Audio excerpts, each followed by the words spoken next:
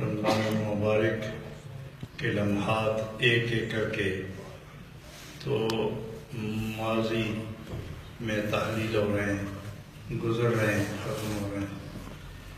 ہر آنے والے وقت میں پچھلے وقت سے زیادہ محنت کرو، یہی محنت اللہ کے حضور سرخرو کرے گی۔ گزری ہوئی زندگی میں جتنی نیکیاں ہیں اس سے زیادہ آنے والی زندگی کے لیے ذہنی طور پر تیار ہو کر کمائی میں اضافہ کرنا چاہیے۔ گناہ تھوڑا ہو تو اس کو بہت زیادہ سمجھو، اور نیکی بہت زیادہ ہو پھر بہت تھوڑی سمجھو۔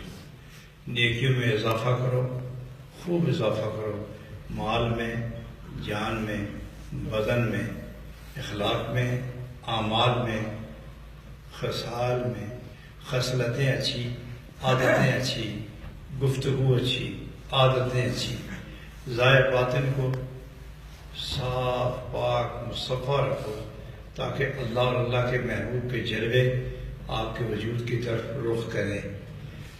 گندے پانی میں، گندے برتن میں کوئی آدمی پانی پینے کو تیار نہیں تو دل اور روح گندے ہوں تو خدا کا نور کیسے اندر آئے گا؟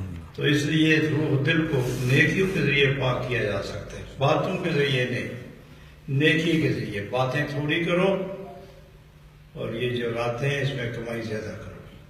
اللہ تعالیٰ آپ کے اعمال میں، مال جان ایمان میں برکتیں اور قبولیت عطا فرمائے۔